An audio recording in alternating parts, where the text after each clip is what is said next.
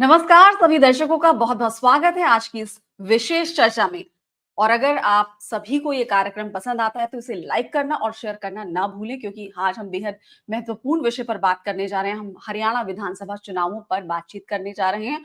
कौन बनेगा हरियाणा का मुख्यमंत्री, ये सवाल सभी के मन में है। 90 विधानसभा सीटों पर वोट पड़ेंगे 5 अक्टूबर को और 8 अक्टूबर को रिजल्ट आएगा। कौन कौन से मुद्दे ऐसे हैं जो हरियाणा के विधानसभा चुनावों में बेहद अहम है, बेहद महत्वपूर्ण है, जिन मुद्दों पर हरियाणा की जनता वोट करेगी? क्या मायने रखता है हरियाणा की जनता के लिए इस बार के विधानसभा चुनावों में? और जिस तरह से हम देख रहे हैं कि पिछले 10 सालों से बीजेपी का शासन रहा है, उनकी सरकार रही है हरियाणा में, तो अब क्या एंटी इनकम्बेंसी हावी हो गई है 10 सालों के इस और क्या-क्या मुद्दे हैं? क्या बेरोजगारी है? क्या किसानों का मुद्दा है? और क्या जो तमाम व्यापार वर्ग के लोग हैं या फिर जो यूथ है, उनके क्या मुद्दे हैं? इन तमाम पहलुओं पर आज की इस बातचीत में हम चर्चा करेंगे। 2 वरिष्ठ पत्रकार हमारे साथ जुड़ गए हैं। स्वागत करिए डॉक्टर रविंद्र मलिक का, आप हरियाणा से हमारे साथ जुड़े हैं। साथ ही मौजूद हैं राकेश गुप्ता जी, आपका भी स्वागत है इस चर्चा में राकेश जी। शुक्रिया। डॉक्टर रविंद्र मलिक, आपका स्वागत है इस चर्चा में। जी, थैंक यू। तो मैं शुरुआत करना चाहूंगी राकेश गुप्ता जी, अगर आप हमें बता पाएं कि किस तरह से अ, अब की बार के ये विधानसभा चुनाव जो है वो हरियाणा में महत्वपूर्ण है। देखिए पूर्णिमा जी, चुनाव जो है हर समय महत्वपूर्ण होता है। आप जानते हैं कि 10 साल जी से कंटिन्यू बीजेपी का जी शासन है और 10 साल से ही कांग्रेस सत्ता से बाहर है। तो ऐसे में चुनाव ये महत्वपूर्ण इसलिए भी हो जाता है कि पिछले लोकसभा चुनाव में भी जो है काफ़ी नतीजे जो थे भाजपा के पक्ष में रहे और जी इस जो लोकसभा चुनाव में 5 सीटें जो क्योंकि जो लोकसभा में भाजपा की 9 सीट थी, तो ऐसे में आप ये देखिए कि ना माफ़ करें 10 सीटें थी, 5 जो हैं नतीजे भाजपा के पक्ष में गए और 5 जो हैं मिले हैं कांग्रेस को। तो ये जी चुनाव की महत्ता इस बात से है कि अ, एंटी इनकम्बेंसी की बात आती है या फिर बात आती है कि कांग्रेस क्योंकि जिस तरह से विपक्ष में है, कितने दम के साथ लड़ती है और जो दावेदार हैं, जो आवेदक हैं, उनकी संख्या को देखकर जो है वो बात आती है। तो अब आप ये सारा चुनाव जो है, क्योंकि बदलाव का चुनाव है या वही जो तीसरी बार भाजपा जैसे नारा दे रही है कि तीसरी बार भाजपा सरकार बनाएगी, वो चुनाव है। तो ये देखने वाली बात है, फिलहाल जो स्थिति हरियाणा में इस समय है, जी भाजपा 10 साल के शासन के बाद भी पूरी तरह से जोर लगाए हुए है, लेकिन कांग्रेस उससे ज़्यादा जोर लगा रखी है क्योंकि 10 साल से सत्ता से बाहर है और कांग्रेस को ये उम्मीद है क्योंकि पिछली दफ़ा 31 सीट उनकी आई थी, तो अब कांग्रेस जो है पूरे जोरदार तरीके से चुनाव मैदान में उतर रही है। उम्मीदवार जो हैं, बड़े सोच समझ कर तय किए जा रहे हैं। सभी सिटिंग एमएलएज़ जो हैं जी उनको टिकट दी गई है। ऐसा माना कहा गया कि जब संकट के समय हम्म ये लोग सीट निकाल कर आए, तो अब तो स्थितियाँ फ़ेवर में हैं। तो इस हम्म चुनाव में को लेकर जो है राज्य के लोगों में बहुत बड़ा जोश है और लोगों में उत्सुकता भी है कि आखिर क्या जी नतीजे रहने वाले हैं और जिस तरह से लोग भाजपा विकास की बात को हम्म, चुनाव का मुद्दा बनाकर चलना चाहती है, वहीं नाकामियाँ जो हैं कांग्रेस पकड़ रही है और जी जो नाकामियाँ हैं, वो आए दिन अभी तक तो जो बयानबाज़ी से चलती हैं, अभी घोषणा पत्र तैयार हो रहा है कांग्रेस का। हम्म घोषणा हम्म पत्र में क्या लाते हैं, युवाओं की जो काफ़ी जो नज़र है चुनाव पर है, वे हम्म अपनी नई सरकार ऐसी लाना चाहते हैं जो उन्हें रोज़गार दे सके। जी। जी। तो रोजगार का मुद्दा बहुत हावी है इस बार के हरियाणा विधानसभा चुनावों में। साथ ही हम बात करना चाहेंगे डॉक्टर रविंद्र मलिक से। डॉक्टर रविंद्र मलिक, आप एक सीनियर जर्नलिस्ट हैं, लंबे समय से आप हरियाणा को कवर कर रहे हैं, कई दशकों से आपने देखा कि हरियाणा की राजनीति में किस तरह से बदलाव आए। आप क्या कहना चाहेंगे, अगर बैकग्राउंड देते हो आप हमें बताएं कि इस बार क्या महत्वपूर्ण है, कौन से मुद्दे इस बार के विधानसभा चुनावों में हरियाणा में हावी हैं? देखिए, जो फ़िलहाल का पूर्णिमा जी अब की बार का जो चुनाव है, जो फ़िलहाल हम्म राजनीतिक माहौल है, पिछली दफ़ा से बिल्कुल अलग है। पहला जी कांड है जो मुख्य सत्ताधारी दल है, जो भगवा पार्टी पिछले 10 साल से हरियाणा में शासन कर रही है। बीच में जी, जजपा उसकी सहयोगी रही और बाद में इनका आपसी मतभेद सामने आया, अलगाव हो गया। और जी। अब की बार जो फिलहाल तक का माहौल है वो कांग्रेस के पक्ष में कुछ हद तक माना जा रहा है। लेकिन जो अभी हुँ, टिकट बाँटी गई, जो भाजपा ने पहली सूची जारी की 67 उम्मीदवारों की, फिर कांग्रेस ने की 32 की, तो दोनों हुँ, पार्टियों में स्पष्ट तौर पर सामने आया कि जो कैंडिडेट और भी दावेदार थे जिनको टिकट नहीं मिली, उनमें जो असंतोष है वो सबके सामने आया और अदला-बदली का दौर शुरू हो गया है। कांग्रेस की जहाँ कोशिश है कि जो बेरोजगारी का मुद्दा है, युवाओं का है, पहलवानों का है, किसानों का है, इसको कैश जी, किया जाए हर हाल में और पूरी तरह से इस पर भाजपा को घेरने की पूरी कोशिश कांग्रेस द्वारा की भी जा रही है। तो वहीं दूसरी तरफ है जो बेरोजगारी के मामले पर भाजपा लगातार अपने बचाव में ये कहती नजर आई कि उसने पारदर्शिता से नौकरी दी है, रोजगार कौशल का मुद्दा है जो मतलब पब्लिक को वो एक तरह से वो भी अपनी तरफ खींचने की हर संभव कोशिश कर रहे हैं। लेकिन जी, अब अब जो मुख्य कार्य सामने आ रहा है कि हुड्डा और कुमारी सैलजा और रणदीप सुरजेवाला जो कांग्रेस में हुँ, ये सभी अपने अस्तित्व की लड़ाई लड़ रहे हैं एक तरह से और खुद को आगे खींचने के लिए हर संभव कोशिश कर रहे हैं। वहीं भाजपा की कोशिश है कि इन इन तीनों के बीच जो जुगलबंद, एक तरफ जो कुमारी सैलजा और रणदीप सुरजेवाला है, एक दूसरी हुँ, तरफ हुड्डा है, इनकी जो आपसी लड़ाई है उसका फायदा किस तरह से लिया जाए। हरियाणा में आज तक के इतिहास में कोई भी किसी भी पार्टी की सरकार तीसरी दफा लगातार नहीं बन पाई।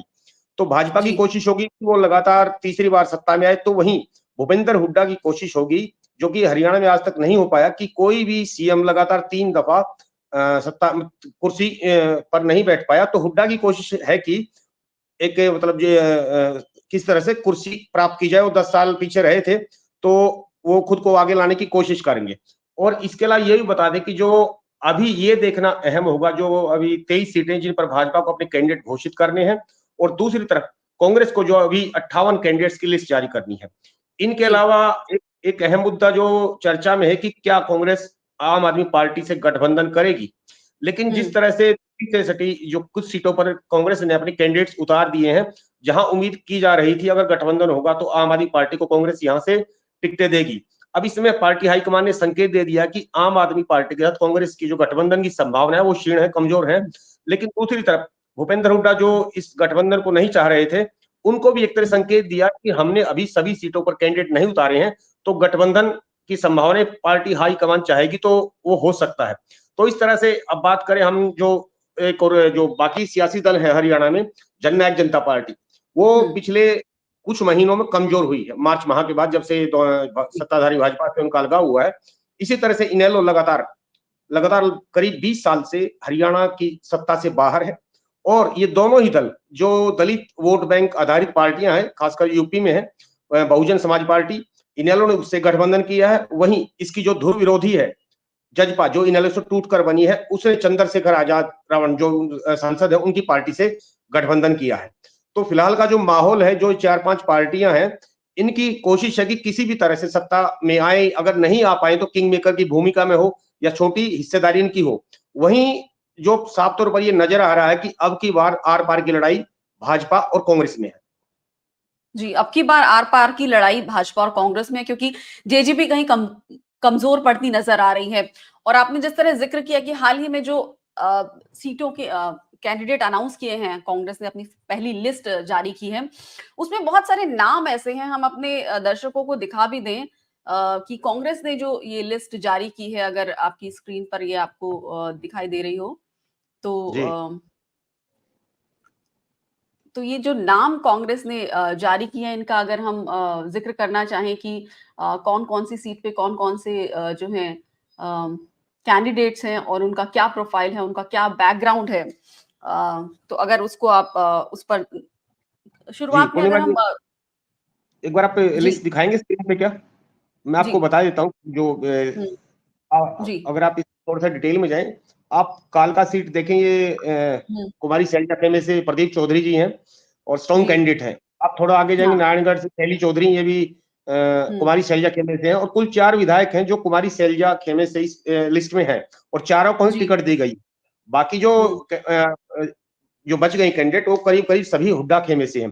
फिर आप देखिए हुँ, रादौर जो है, बिशन लाल सैनी, ये भी हुड्डा की तरफ से हैं। लाडवा से आप जाएँ, शाहबाद से हुँ, जाएँ, आप असंध से जाएँ, नीलोखेड़ी से जाएँ, करीब-करीब इस पूरी लिस्ट में जो भूपेंद्र सिंह हुड्डा के समर्थक हैं, उनके नाम है। हुँ, एक तरह से लिस्ट से साफ प्रतीत हो रहा है कि अभी पार्टी में यूनिलेटरल जो होल्ड है ना, वो भूपेंद्र सिंह हुड्डा का है। और सारे जो कैंडिडेट हैं इसमें काफी मंथन के बाद जो कुमारी शैलजा के साथ तो सिर्फ 4 मिल नहीं इस पूरी लिस्ट में हैं जिनको टिकट अब तक मिल पाई है।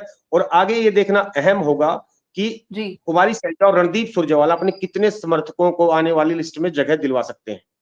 और जो एक मैं ये भी बता दूं, अगर आप इसमें जातीय समीकरण के हिसाब से लिस्ट पर नजर डालें, जो लिस्ट जारी है इसमें से कांग्रेस ने जाट और एससी और मुस्लिम वोट बैंक को साधने के लिए उस हिसाब से टिकट दी है। देखिए इस लिस्ट में 9 जाट कैंडिडेट है जो जाट समुदाय से आते, जाट बिरादरी से, और 9 ही दलित समुदाय से हैं। आपने देखा कि अखिल का जो चुनाव था, एससी समुदाय ने लामबंद होकर कांग्रेस को वोट दिया, और यही जो एक रुझान जाट समुदाय की तरफ से आया, और दोनों ने एक तरह से कांग्रेस को वोट किया है। वहीं मुस्लिम समुदाय की बात करें तो 3 अभी सिटिंग विधायक जिनको दोहराया है, और वो तीनों ही भूपेंद्र सिंह हुड्डा की तरफ से उनके मतलब कहीं समर्थक हैं, उनको भी टिकट दिया है। इस हिसाब से आप देखिए फिर ओबीसी समुदाय से आधा दर्जन जो कैंडिडेट है उनको टिकट दिया है।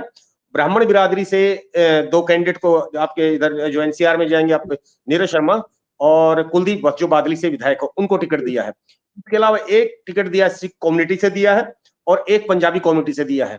तो इस आप जो सूची है इस हिसाब से देखें तो कांग्रेस ने मुख्य रूप से दलित, जाट और इनको साधने की पूरी कोशिश की है, और इस पूरी लिस्ट से साफ झलक रहा है कि फिलहाल हुड्डा खेमा हरियाणा में भारी है।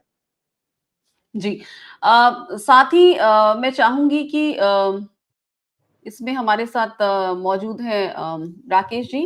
राकेश जी, आप कुछ इस लिस्ट पर अपने टिप्पणी करना चाहेंगे? हाँ बिल्कुल, मैं पूर्णिमा जी बताना चाहूंगा कि ये जो अभी लिस्ट है इसमें ज्यादातर विधायक हैं जो सिटिंग एमएलए हैं पार्टी के। 32 में से 28 जो हैं सिटिंग एमएलए हैं, और पार्टी ने नीतिगत तौर पर फैसला लिया था कि सिटिंग एमएलए सभी को टिकट दी जाएगी। उसी जो क्योंकि ये पहली लिस्ट है तो ऐसे में जो सिटिंग एमएलए को दी गई है, जिसमें जैसा डॉक्टर साहब ने बताया कि 4 विधायक जो हैं शैलजा के हैं, और 28 जो हैं वो भूपेंद्र सिंह हुड्डा के खाते में आते हैं। और इसमें और दूसरी बात ये है कि जेजेपी से विधायक थे रामकरण काला लाडवा से, ना माफ करें शाहबाद से, उन्हें टिकट दी गई है। नीलो खेड़ी धर्मपाल गोंदर थे, ये निर्दलीय थे, इनको हुड्डा साहब ने ही कांग्रेस में शामिल करवाया था और इनको भी टिकट दे दी गई है। ये एससी रिजर्व सीट है।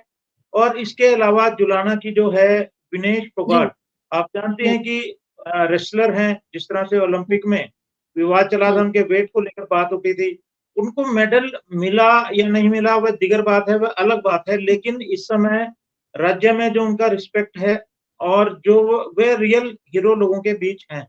तो ये 3 जो सीटें हैं इस सूची की ये बात है। और जैसा मैंने बताया कि अभी तक जो सिटिंग एमएलए को ये सूची है, जो बाद में इसके बाद सूची आनी है वो महत्वपूर्ण रहेगी कि उसमें कौन-कौन आता है, क्योंकि बहुत ज्यादा एस्पिरेंट थे, जो बहुत ज्यादा एप्लीकेंट्स थे, माफ करें, कम से कम एक-एक सीट पर जो है 90 में से 25 से 30 लोगों ने आवेदन किया। 2550 से ज्यादा आवेदक थे। नाराजगियां भी लोगों की सामने आ रही हैं टिकट डिक्लेयर होने के बाद। ये अभी आपने देखा कि भाजपा की बड़े स्तर पर आई क्योंकि उनकी सूची बड़ी थी। कांग्रेस में जो बहादुरगढ़ में कांग्रेस के डेलीगेट थे राजेंद्र जून, उन्होंने कांग्रेस के सभी पदों से इस्तीफा दे दिया। कांग्रेस की प्राइमरी जो सदस्यता है उससे इस्तीफा दे दिया, और इसके साथ साथ उन्होंने अनाउंस किया कि वे निर्दलीय चुनाव लड़ेंगे। इसी तरह से बड़ौदा में कांग्रेस नेता हैं कपूर सिंह नरवाल, उन्होंने भी कांग्रेस से इस्तीफा दिया है और उन्होंने ऐलान किया कि वे भी निर्दलीय लड़ेंगे। तो नाराजगियां जो हैं, मेरा मानना ऐसा है कि भाजपा से ज्यादा जो नाराजगियां हैं वे कांग्रेस में देखने को आएगी, क्योंकि मैं हमेशा मानता हूं और भाजपा डिसिप्लिन पार्टी मानी जाती है कांग्रेस से ज्यादा। तो कांग्रेस में ज्यादा नाराजगियां आएंगी। हालांकि इस दफा, जैसे आपने पूछा था पिछले सवाल में, कि इस दफा का चुनाव महत्वपूर्ण कैसे है, सबको लगता है कि उन्हें सीट मिले और वे चुनाव लड़े और जीत सबको नजर आती है। तो भाजपा में बड़ा भारी विरोध था। कांग्रेस में भी ये 1/3 सूची है अभी, और उसके मुकाबले जो है अलग अलग तरह से विरोध आना शुरू हो गया है। कई लोगों का अंदेशा ये है, जैसे बवानीखेड़ा से रामकिशन फौजी हैं, वे विधायक रहे हैं लेकिन मौजूदा विधायक नहीं है, उनको पिछली 2 टर्म से वे हार रहे हैं। और बवानीखेड़ा के उनके जो रामकिशन फौजी हैं, उनको ये अंदेशा उन्हें टिकट नहीं मिलेगी, तो उन्होंने भी जो नाराजगी के स्वर जो हैं उनके भी भीतर उभर रहे हैं। बवानीखेड़ा कॉन्स्टिट्यूएंसी की बात बताऊँ कि वहाँ पर जो दोनों प्रतिद्वंदी हैं, इस समय जी, मौजूदा भाजपा के विधायक हैं, इस समय राज्य में मंत्री भी हैं नायब सिंह सैनी सरकार में, तो उनको भी हुँ, टिकट बीजेपी ने काट ली, वो भी नाराज़ हैं, यानी कि मौजूदा हुँ, विधायक भी नाराज़ है और जो लड़ना चाहता है वो भी हुँ, नाराज़ है। तो जी, बवानीखेड़ा में नए चेहरे जो हैं चुनाव लड़ेंगे। तो कुल मिला के मानना ये है मेरा कि जो ये सूची अभी जब कांग्रेस जारी करेगी, तो और ज़्यादा नाराज़गी आएगी। ये इन्होंने बता ही दिया कि कांग्रेस ने सोशल इंजीनियरिंग इन 32 सीटों पे करने की पूरी कोशिश की है और वो आगे भी जारी रहेगी क्योंकि इसमें जैसे बनिया बिरादरी है, उन्हें भी सीट दी जानी है और जी, जैसे राजनीति में प्रभाव राज्य की राजनीति में प्रभाव है, तो उधर भी कांग्रेस को नज़र करेगी। तो ये अभी की सूची के मुताबिक जो है, जैसे इन्होंने बताया कि इतने 9 जाट, 9 एससी, 3 मुस्लिम, 2 ब्राह्मण, 1 सिख और 1 पंजाबी हैं और बाकी ओबीसी हैं। आप इस बात को भी ध्यान रखना होगा कि भाजपा हुँ, इस समय जो चुनाव लड़ रही है, उसने अपना जो क्लियर कर दिया है, रणनीति क्लियर की है कि वो ओबीसी हुँ, पर चुनाव लड़ रही है और एक बड़ा वर्ग है राज्य में, तो उसको जो है अपनी तरफ करना चाहते हैं। तो अब कांग्रेस भी रणनीति अपनी बदल के हालाँकि हुँ, जो पिछला लोकसभा का चुनाव के नतीजे जो आए हैं, उसमें कई आश्चर्यचकित नतीजे सामने आए। जाट वर्ग के साथ-साथ एससी वर्ग ने भी कांग्रेस का साथ दिया और अन्य हुँ, वर्गों ने भी किया है। तो कांग्रेस के लिए बड़ी चुनौती अगली वाली लिस्ट है कि किस तरह से और इस सोशल इंजीनियरिंग को मजबूत करते हुए, फैलाव करते हुए इसका सूची जारी की जाए। जी। जी। तो रविंद्र मलिक जी, मैं आपसे समझना चाहूँगी कि इस लिस्ट को अगर आप देख रहे हैं जिस तरह से, तो क्या आपको समझ में आ रहा है, ख़ास तौर पे अगर हम देखें नूंह सीट या फिरोज़पुर ज़िरका की सीट देखें या हम पुन्हाना की सीट को देखें? देखिए जो आप जिन 3 सीटों का आपने ज़िक्र किया, यहाँ मुस्लिम बाहुल्य एरिया है, तीनों ही सीटें। हुँ, यहाँ पर कांग्रेस का होल्ड है और यहाँ पर भाजपा कमज़ोर स्थिति में है। आप देखें जो हुँ, ब्रिजमंडल यात्रा निकली थी, उसमें काफ़ी विवाद हुआ था उस पर और जो यहाँ हुँ, से इस एरिया से विधायक थे मामन खान, उनको हुँ। जेल भी जाना पड़ा और उसके हालाँकि वो फिर बाहर आ गए थे ज़मानत पर, तो वो विवाद काफ़ी चला था और राष्ट्रीय स्तर पर भी चर्चा में आया था। उसके बाद 2 समुदाय आमने-सामने हो गए थे बिल्कुल। किस डिस्ट्रिक्ट के तहत आती हैं ये तीनों सीटें? ये मेवात में जो नुहू पलवल और ये इधर का इलाका है। जी, इसमें आप फिर हाँ। इसमें जो विवाद सामने आया था, मैप के ज़रिए हम विवाद अपने दर्शकों को बताने की कोशिश कर रहे हैं कि ये एकदम जो गुड़गाँव से आगे का इलाका है। जी, जी। तो वहाँ पर जो फिर ब्रजमंडल यात्रा को लेके विवाद आया था और इस मामले ने पूरा धार्मिक रंग ले लिया था और भाजपा हुँ, ने इसको जो भाजपा का जो वोट बैंक है, वो मुख्य रूप हुँ, से वो धार्मिक जो एक एंगल रहता है, वो उसका यहाँ पूरा एक तरह से चर्चा में आया था वो एंगल। तो इसमें कांग्रेस और भाजपा आमने-सामने आ गए थे और कांग्रेस ने भाजपा पर जानबूझकर ये दंगे करवाने के आरोप लगाए थे। तो वहीं भाजपा ने कांग्रेस को इस बात पर कहा था कि ये कांग्रेस द्वारा पोषित मामला है पूरा, एक तरह से कांग्रेस ने उसको सपोर्ट किया है। तो इन तीनों ही सीटों पर कांग्रेस का प्रभाव है और तीनों ही सिटिंग हुँ, एमएलए जो मोहम्मद इलियास है, मामन खान है, आफ्ताब अहमद हैं, वो तीनों यहाँ से हुँ, चुन कर आए हैं और तीनों ही भूपेंद्र सिंह हुड्डा खेमे से हैं और इस हुँ, लिहाज से ये देखा जाए तो यहाँ पर कांग्रेस मजबूत स्थिति में है।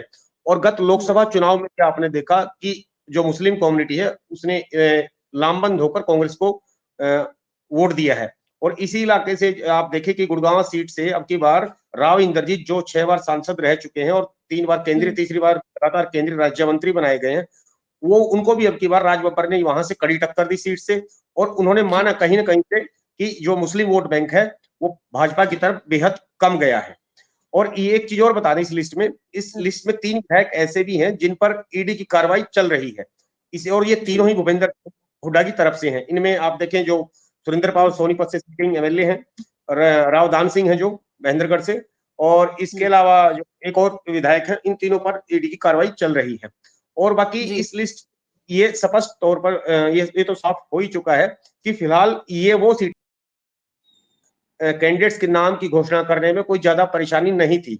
अब ये देखना अहम होगा जो बची हुई सीटें हैं, खासकर जहां पर राजनीतिक जो दिग्गज परिवार हैं हरियाणा में, जिस तरह भिवानी, वो वहां जी। पर किरण चौधरी जो कांग्रेस छोड़कर चली गई भाजपा में, उनकी बेटी तोशाम सिंह को टिकट दिया गया है। उस इलाके में कांग्रेस की तरफ से कोई किसी सीट पर अभी तक कैंडिडेट घोषित नहीं किया गया है। ऐसी कई अन्य सीटें भी हैं जहां पर अन्य जो राजनीतिक दल है उनका प्रभाव है, वहां भी अब तक कांग्रेस ने कोई नाम जारी नहीं किया है।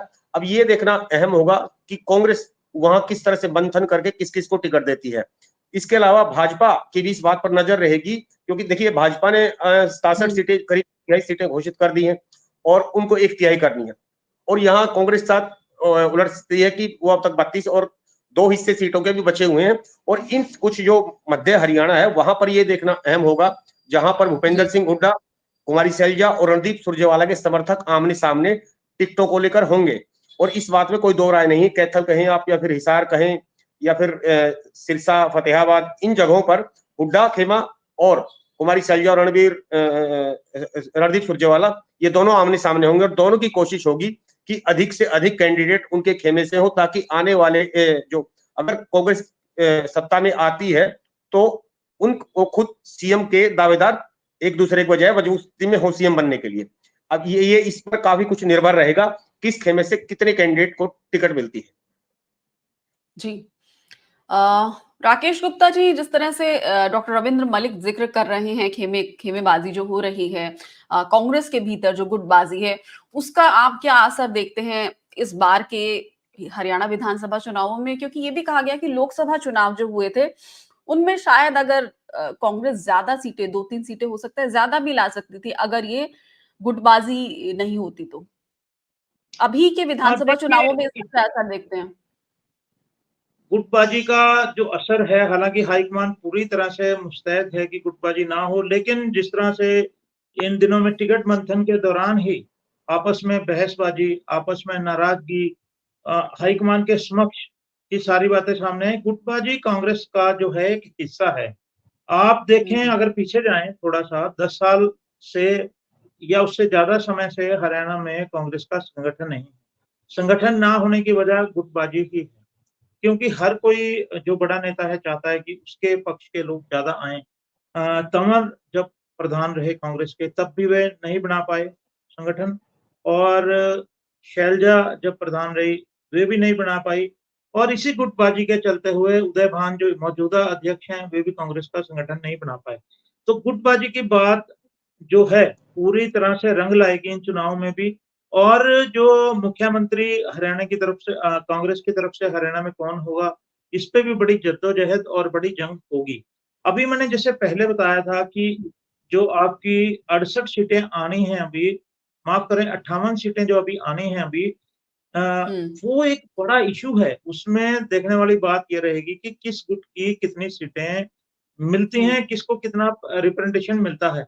और दूसरी इसमें बात ये रिप्रेजेंटेशन के साथ-साथ जो है ये रहेगी कि क्या लोकसभा के सदस्य, राज्यसभा के सदस्य यानी कि सांसद जो टिकट मांग रहे हैं, क्या उन्हें इजाज़त दी जाती है चुनाव लड़ने की? चुनाव लड़ने के पीछे उनकी सीधी-सी मंशा ये है कि वे मुख्यमंत्री की लाइन में आएँ और लोगों के बीच में अपना आधार साबित करें। और दूसरी आप बात ये देखें, हालाँकि इस बात में कोई आपत्ति नहीं है, 6 महीने तक कोई भी मंत्री रह सकता है, मुख्यमंत्री रह सकता है।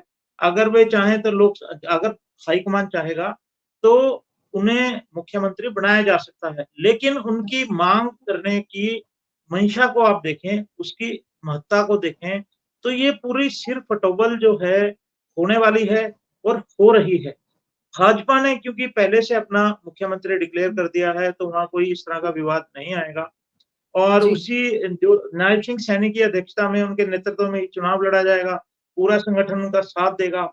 और अगर कल को जब चुनाव में क्या नतीजे रहते हैं, पक्ष में अगर भाजपा के रहते हैं, तो वही मुख्यमंत्री होंगे, मुख्यमंत्री का फेस है वे, चेहरा है। कांग्रेस ने जी। अभी डिक्लेयर नहीं किया है। कांग्रेस हाईकमान ने हुड्डा साहब की, हालांकि जो लिस्ट के मुताबिक चल रही है, हुड्डा साहब की ज्यादा संख्या है, लेकिन 2005 में भी सभी ने देखा कि जब चौधरी भजन लाल के नेतृत्व में 68 सीटें 68 सीट्स जब कांग्रेस ने जीती थी, तो किस तरह जब एमपी होते थे भूपेंद्र सिंह हुड्डा, वे बाजी मार लाए थे और वे मुख्यमंत्री बने और उसके बाद 10 साल लगातार रहे। और अब भी जो है इतिहास अपने आप में सामने आ रहा है।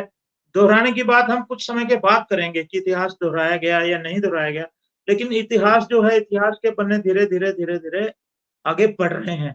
तो वही हालात हैं। अब जो ये देखने वाली बात ये है कि जो अगली लिस्ट आती है, उसमें क्या इम्पोर्टेंस रहती है। और मैं ये और आपको बताता हूँ कि कांग्रेस में क्या चला। ये जब दीपक बाबरिया जी प्रभारी हैं, हरियाणा कांग्रेस के, उन पर भी आरोप मढ़ दिया गया कि एक ग्रुप का साथ देते हैं। वे इस बात से मायूस रहे कि शिकायत करनी है मैं तो मेरा इसमें मैं गुजरात चलिए से हूँ, मेरा जी। हरियाणा से क्या लेना-देना है?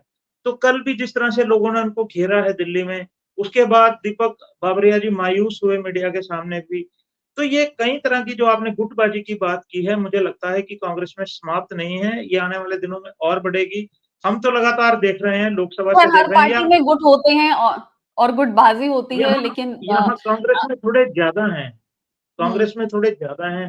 भाजपा में एम्बिशंस ज़्यादा हैं लोगों के, हाँ, बिल्कुल एम्बिशंस की वजह से ही लेकिन हर को लगता है कि हाँ, मुझे मुख्यमंत्री राज्य का मुख्यमंत्री बनना सर्वोच्च पद है सबको आप माने मुख्यमंत्री बनना है और या फिर हर किसी के मुख्यमंत्री के जीवन में दावेदार ज़्यादा हैं। हाँ, हर किसी के जीवन का एक उद्देश्य होता है कि वे मुख्यमंत्री बने, तो हर कोई एस्पिरेंट भी रहता है। अब आप ये लगाएँ 9.5 साल मनोहर लाल मुख्यमंत्री रहे राज्य में, अब जब हुँ, स्थितियाँ थोड़ी विपरीत हुई तो नायब सिंह सैनी को मुख्यमंत्री लाया गया और अप्रत्याशित था कि सैनी का कि किस तरह से वे मुख्यमंत्री बने। लेकिन आप देखिए कि उन्हें बनाया, पार्टी ने बनाया और जिस तरह वे राज्य मंत्री थे खैर मनोहर लाल जी की सबसे बड़ी कैबिनेट में, तो उन्हें खुशी मिली कि बहुत बड़ी इसी तरह से कांग्रेस में सबको लगता है कि मेहनत की है और किसका पलड़ा फिर मैं कहता हूँ कि भारी रहता है, आने वाली लिस्ट का हमें इंतज़ार करना चाहिए और उसके बाद चुनाव हो जाने के बाद, नतीजे आ जाने के बाद हाईकमान का क्या रुख रहता है, क्या कांग्रेस में सब सही रहता है, वो एक हम लोगों के लिए भी उत्सुकता का विषय है, आपके लिए भी चलिए होगा, डॉक्टर साहब के लिए भी और पूरे प्रदेश के लोगों के लिए। जी। जी। तो डॉक्टर रविंद्र मलिक मैं आपसे समझना चाहूँगी कि जब हरियाणा कांग्रेस की बात आती है, तो हरियाणा कांग्रेस में जो सबसे बड़ा नाम, सबसे बड़ा कद जिसकी बात होती है जो क्योंकि सिर्फ ये भी देखा जाता है कि किसका बेस ज़्यादा है, किसकी एक्सेप्टेबिलिटी ज़्यादा है, लोग किसको सबसे ज़्यादा पसंद करेंगे मुख्यमंत्री के तौर पे अगर कांग्रेस की सरकार बनती है तो? देखिए, फिलहाल का जो राजनीतिक परिदृश्य है पूर्णिमा जी, वो एक हुँ, तरह से स्पष्ट है। उसमें हुँ, कोई शक-शुबा दो राय नहीं है कि फिलहाल भूपेंद्र सिंह हुड्डा जो गुट है, हुँ। वो पार्टी में उनकी एक तरफ़ा चल रही है। और जी। जो ज़्यादातर विधायक वो उन्हीं के खेमे से हैं और वो बिल्कुल और जो यहाँ मैं आपको थोड़ा इंटरप्ट करना चाहूँगी डॉक्टर रविंद्र मलिक हमने लोकसभा चुनावों में जब टिकटें दी गई तो उसपे भी हमने उसकी छाप देखी थी। जी, जो उस आप देखें उसमें मैं आपको फिर यही ये जिस पॉइंट पे आपने बात की, जो अब की बार जो जी। टिकट बँटवारा हुआ था, इसमें आम आदमी पार्टी और कांग्रेस का गठबंधन था। इसमें कुरुक्षेत्र जी। जो सीट है वो गठबंधन के तहत आपके हिस्से आई थी, जहाँ से डॉक्टर सुशील गुप्ता चुनाव हार गए थे और हुँ, बाकी जो 9 सीट थी, उस 9 में से आप कुमारी सैलजा की सीट छोड़ दीजिए, बाकी सब जो सीटें थी, वो भूपेंद्र सिंह हुड्डा जो हुँ। गुट है, एक तरह से वो सब उनके समर्थक थे और कई सीटें तो ऐसी रही जहां अंत तक टिकटों के बंटवारे को लेकर कुमारी सैलजा, रणदीप सुरजेवाला एक तरफ और दूसरी तरफ आप ये देखें फिर इसमें जो भूपेंद्र सिंह हुड्डा उनके समर्थक थे, आमने-सामने रहे और जब जी। आप ये देखें कि जो किरण चौधरी जिनकी बेटी टिकट की दावेदार थी और फिलहाल जो भाजपा में आने के बाद राज्यसभा सांसद बना दी गई है, उनकी बेटी को टिकट दिया गया, वो भी नाराज होकर पार्टी छोड़कर चली गई थी।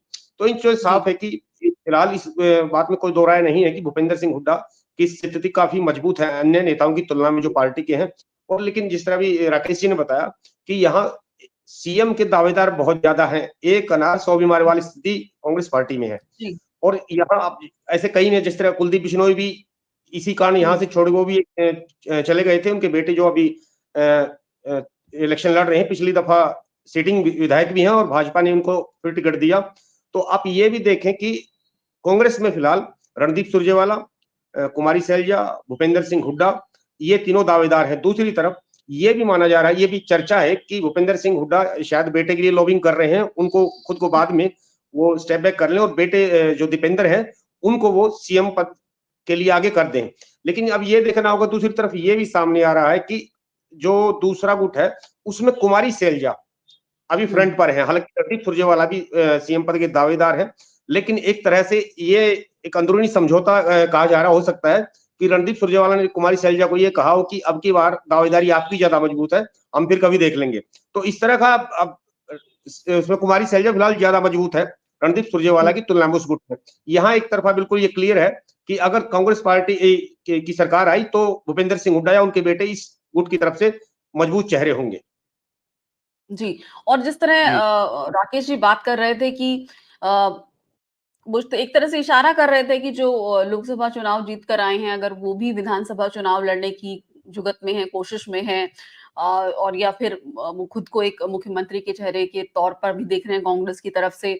तो अगर हम कुमारी शैलजा की बात करें तो उनका बेस हरियाणा में कितना मजबूत है, उनके पास उनकी एक्सेप्टेबिलिटी कैसी है? क्या भूपेंद्र सिंह हुड्डा के सामने उनका कद कहाँ है? देखिए, फिलहाल तो हरियाणा में 2 ही मजबूत चेहरे हैं, जिनमें भूपेंद्र सिंह हुड्डा और कुमारी सैलजा हैं। और जैसा कि अभी स्पष्ट है, 4 विधायक जो कुमारी सैलजा की तरफ हैं और बाकी भूपेंद्र सिंह हुड्डा की तरफ हरियाणा में है।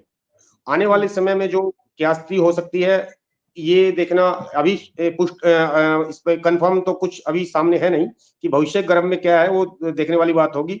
जो कुमारी सैलजा, इसमें कोई दो राय नहीं कि 80 जो वोट बैंक है हरियाणा में, बड़ा एससी चेहरा है। तो वहीं दूसरी तरफ भूपेंद्र सिंह हुड्डा के जो समर्थक भी हैं, जो उदयवान है पार्टी प्रदेश अध्यक्ष कांग्रेस के, वो उनके सामने एक तरह से उनका तोड़ हुड्डा खेमे की तरफ से वो है। तो अभी फिलहाल कुमारी सैलजा खुद को जिस तरह से मजबूती से लगी हुई है सीएम चेहरा प्रस्तुत करने में, लेकिन और ये आवाज उनकी तरफ से कही गई है कि उठाई गई है कि हरियाणा में एससी सीएम क्यों नहीं हो सकता। हालांकि ये मॉडल कांग्रेस का पंजाब में पूरी तरह से सफल नहीं हो पाया था। जो वहां पर चरणजीत चन्नी सीएम बनाए गए थे, वो संभाल नहीं पाए थे जो शासन था, और उसके बाद वहां से फिर कांग्रेस एक तरह से रुखसत हो गई और नेपथ्य के पीछे चली गई। ऐसा ही कुछ ये हरियाणा में भी चर्चा है कि अगर कुमारी सैलजा को कांग्रेस की सरकार आने की स्थिति में सीएम बनाया गया तो कहीं पंजाब वाला हाल हरियाणा में ना हो जाए।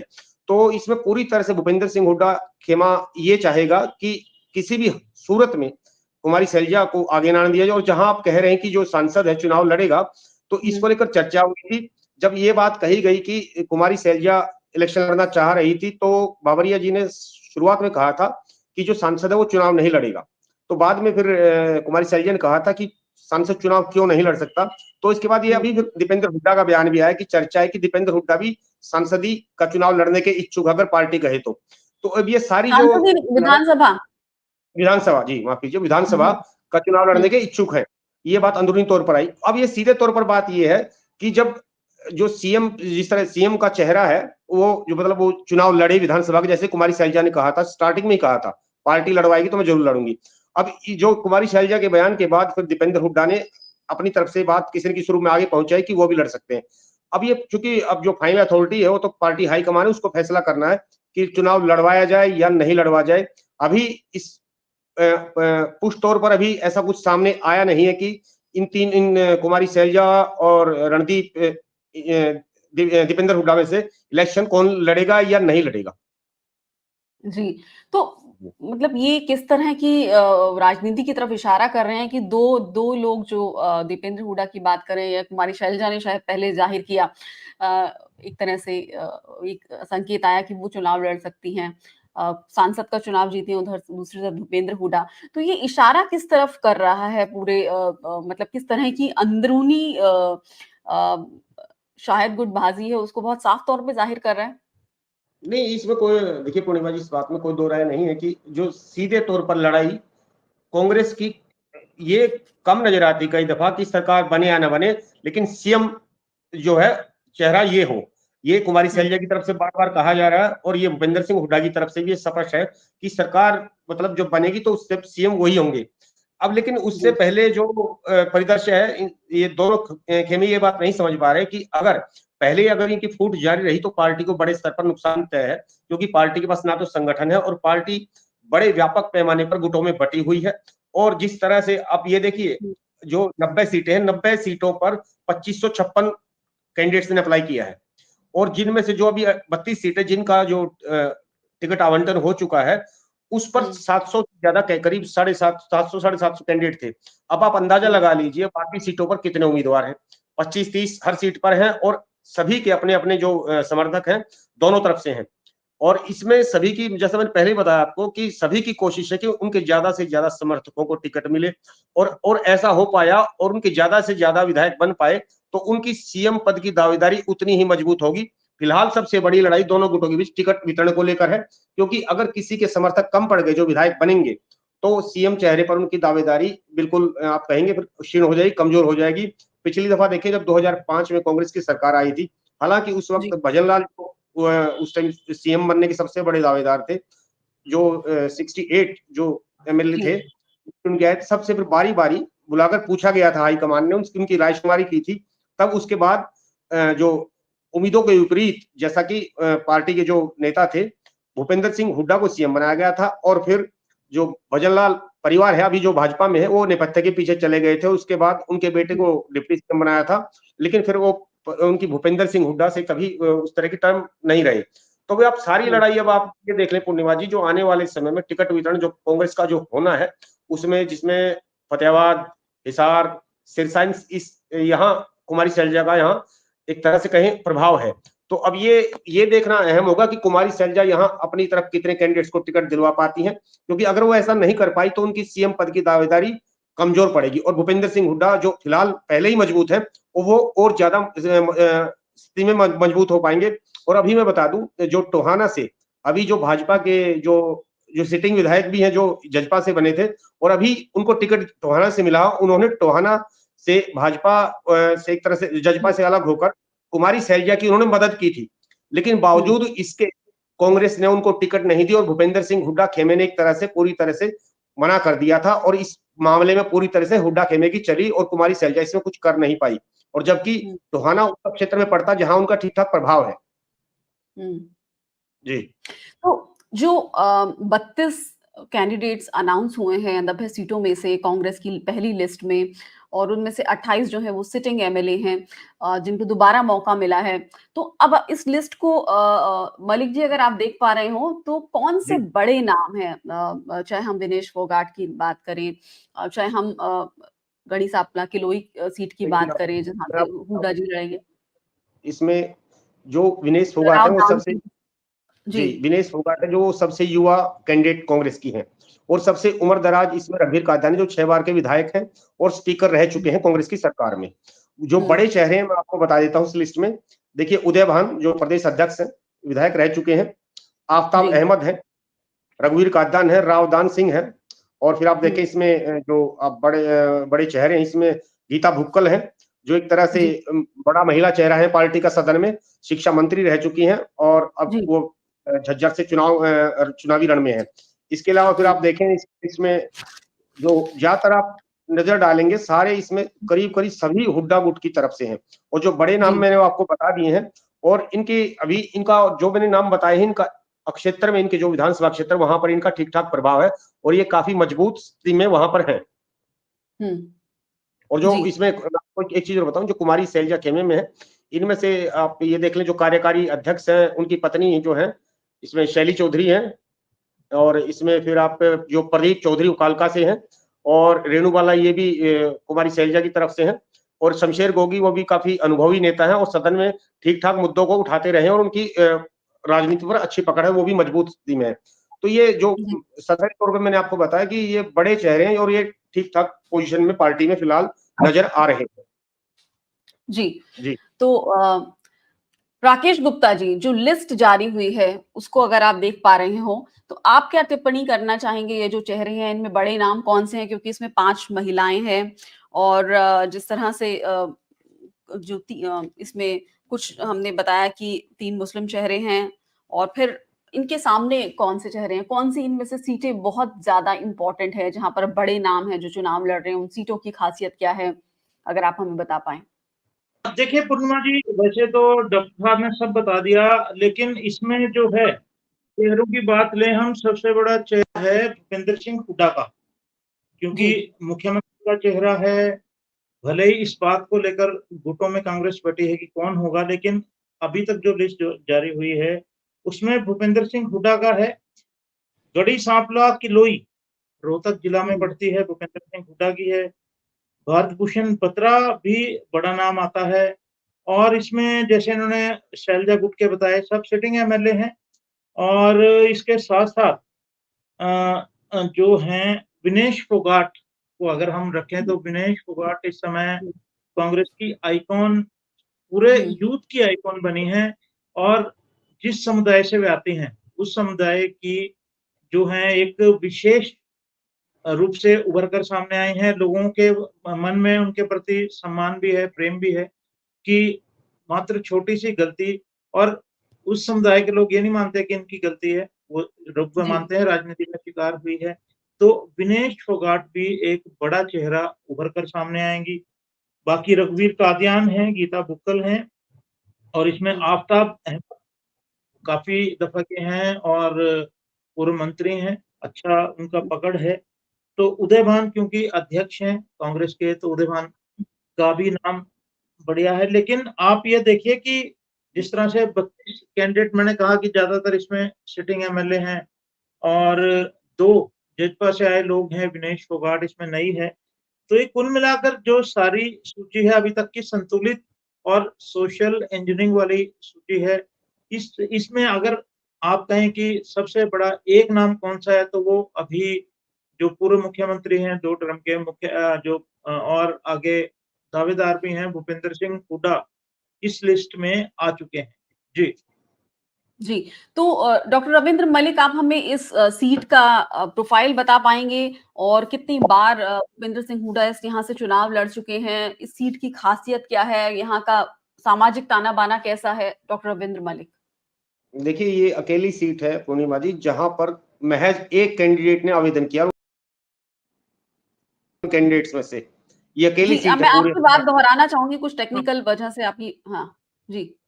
मैं इसमें और बताऊं कि डॉक्टर रविंद्र मलिक। डॉक्टर साहब ने बताया भाजपा से एक मिसेस डाबला हैं, उन्हें टिकट दी गई, तो आज ही उनके खिलाफ विद्रोह हो गया है। वे जिला परिषद की चेयरमैन थी वहां पर, और जिला परिषद के जो 10 सदस्य हैं उन्होंने उनके खिलाफ ज्ञापन दे दिया है डीसी को कि इन्हें हटाया जाए, इनके जो है नहीं। तो हुड्डा साहब का जो क्योंकि बड़ा नाम है, हुड्डा साहब सांसद रह चुके हैं, चौधरी देवीलाल को हराने का जो एक श्रेय उनके खाते में जुड़ता है, एक तमगा उनके पास है। और इसके साथ साथ अपने हलके से वे लगातार जीतने वाले विधायक रहे हैं। ताना-बाना जो सोशल इंजीनियरिंग है वहाँ की, जाट प्रभावित वो सीट मानी जाती है।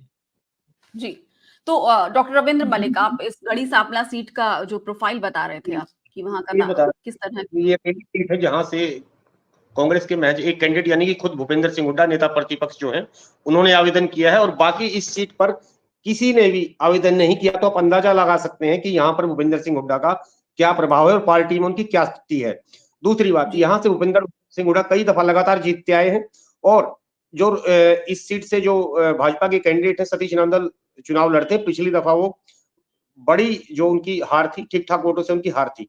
तो ये जाट बहुल सीट है, और ये इसमें आप ये कह सकते हैं कि भूपेंद्र सिंह हुड्डा का यहाँ एक तरफा होल्ड है, और लोग उनसे जो भावनात्मक रूप से जुड़ाव भी उनसे ज्यादा है। और यो रोहतक का जो इसमें कोई दो राय या उसमें संशय की भाव संशय बिल्कुल नहीं है कि ये यहाँ पर भूपेंद्र सिंह हुड्डा मतलब ठीक ठाक अंतर से अब की बार भी जीत जाएंगे। और ये हर बार ये होता आया है कि उनकी जीत का अंतर मतलब ये रहता है कि रिकॉर्ड रहता है एक तरह से 30-40 हजार तक की उनकी हमेशा जीत रही यहाँ से। और दूसरा ये भी बता दें कि यहाँ से जो आसपास के इलाके हैं, जो सोनीपत हो गया आपका, या फिर राई खरखोदा है, और इससे आगे आप झज्जर की तरफ आए, इस पूरे इलाके में जो मतलब रोहतक, सोनीपत, झज्जर, यहाँ करीब 1.5 दर्जन विधानसभा सीटें हैं जिन पर भूपेंद्र सिंह हुड्डा का होल्ड है। और यहाँ पर ये इस पूरे इलाके को हरियाणा में जाट लाइन कहा जाता है, साथ लगते जींद को भी, इन इलाकों को भी।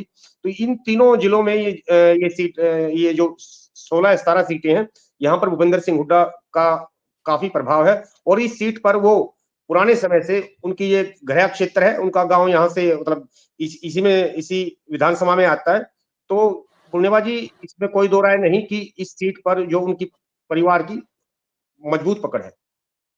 जी, यहाँ डॉक्टर रविंद्र मलिक मैं आपसे समझना चाहूंगी कि अब 10 साल तक बीजेपी की सरकार रही हरियाणा में, तो लोगों में एक शिकायतें भी होंगी, कुछ उनकी नाराजगी भी होंगी, कुछ उम्मीदें रही होंगी आम जनता की, लोगों की सरकार से। लेकिन आप अगर डिस्ट्रिक्ट वाइज हमें बता पाएं, पहले ब्रॉडर मुद्दे और फिर डिस्ट्रिक्ट वाइज क्या-क्या लोगों में की एक तरह से एक्सपेक्टेशंस थी, उम्मीदें थी, जो लगता है कि शायद सरकार उस तरह से पूरी नहीं कर पाई?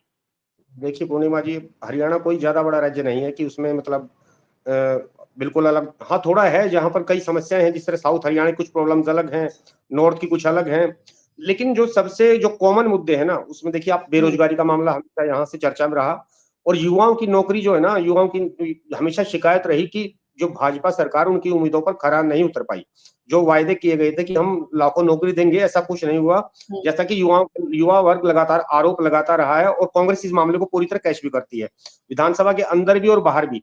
आप ये देखें कि जो आधिकारिक आंकड़े हैं, जो बड़े विभाग हैं, उनमें ज्यादातर में व्यापक पैमाने पर पद खाली हैं, जिसके चलते कहीं न कहीं सरकारी काम प्रभावित होता है, और युवा जो लगातार ये मांग उठाता रहा है कि जो कच्ची नौकरी देने की बजाय जो एक जिस तरह रोजगार कौशल है, उनको पुख्ता तौर पर सरकारी नौकरी दी जाए।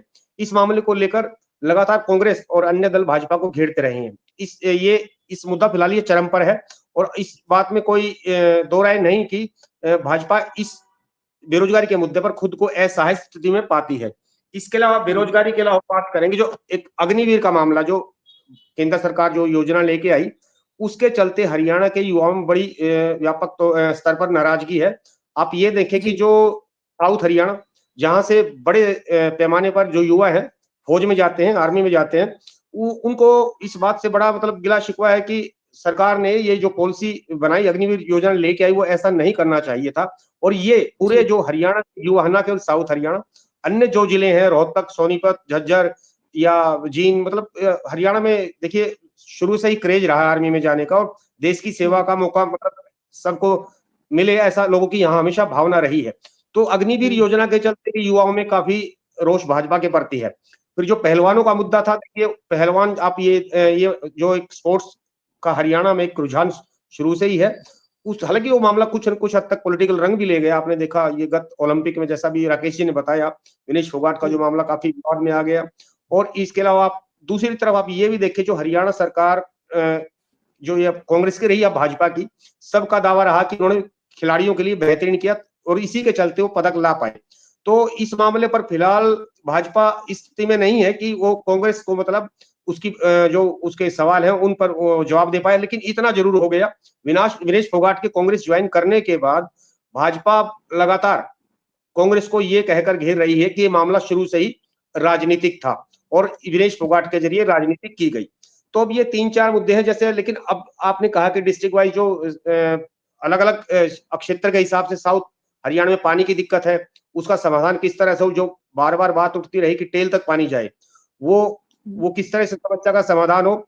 इसी तरह से जो हुँ, पलवल नुहू मुस्लिम बेल्ट है, हुँ, वहाँ पर जो आधारभूत सुविधाएँ हैं, जो इंफ्रास्ट्रक्चर की दिक्कत है, हॉस्पिटल्स की दिक्कत है, वहाँ पढ़ाई में सबसे पिछड़ा एरिया हरियाणा में वो है एक हिसाब से। और हुँ, वहाँ ये भी देखें तो जो रिजल्ट रहा है, वो हमेशा नीचे ही जो अन्य जिलों की तुलना में आपको कम मिलेगा वहाँ, ये कहें। और ये वहाँ जो मेडिकल फैसिलिटीज बिल्कुल नहीं है, इंफ्रास्ट्रक्चर की दिक्कत है। तो अब जी, हालांकि जो रिंग रोड बेल्ट है, यहाँ पर ये अन्य जिलों की तुलना में ठीक ठाक स्थिति में है। तो ये जो 4-5 मुद्दे मैंने आपको मैंने बताए, ये इनमें ऐसा कोई पर्टिकुलर जिला नहीं कि इसी जिले में ये है दिक्कत है। 6-7 जिले एक साथ मान लें, जो साउथ हरियाणा में वहाँ पानी की है, इधर मूलभूत सुविधाओं की है, और जो जिटोड बेल्ट है, यहाँ पर जो लोगों के पास ठीक-ठाक सुविधाएँ हैं, लेकिन इनके अपने अलग-अलग मुद्दे हैं। जी। जी। तो यहाँ राकेश गुप्ता जी, मैं आपसे समझना चाहूँगी कि अगर हम डिस्ट्रिक्ट वाइज़ बात करें, एक जिस तरह हरियाणा में 90 विधानसभा सीटें हैं और उनमें से अगर हम देखें अलग-अलग इलाकों की, अगर हम बात करें पंचकुला से महेंद्रगढ़ तक, हम सिरसा से मेवात या पलवल तक की बात करें, तो हरियाणा को हम किस तरह से देखते हैं कृषि के लिहाज से, और किस तरह की वहाँ पर इंफ्रास्ट्रक्चर की चैलेंजेस हैं, या फिर हम ये कहें कि वहाँ हर डिस्ट्रिक्ट का एक अलग प्रोफाइल है, उसकी ज़रूरतें अलग हैं और हम ये भी देखते हैं कि अगर हरियाणा की हम बात करें तो वहाँ हरियाणा का अब तक ऑपरेशनल शुरू नहीं हुआ ना, हरियाणा का अपना एक कोई भी एयरपोर्ट? माफ करें, क्या कह रहे थे आप? हरियाणा की जो अगर हम प्रोफाइल पूरा देखें डिस्ट्रिक्ट नहीं, वाइज़ हरियाणा का क्या पूरा शुरू नहीं हुआ? अपना अपना खुद का हरियाणा राज्य का एयरपोर्ट जो हाँ, हाँ। ऑपरेशनल उसकी नींव तो ज़रूर रखी गई लेकिन शुरुआत नहीं हो पाई अब तक।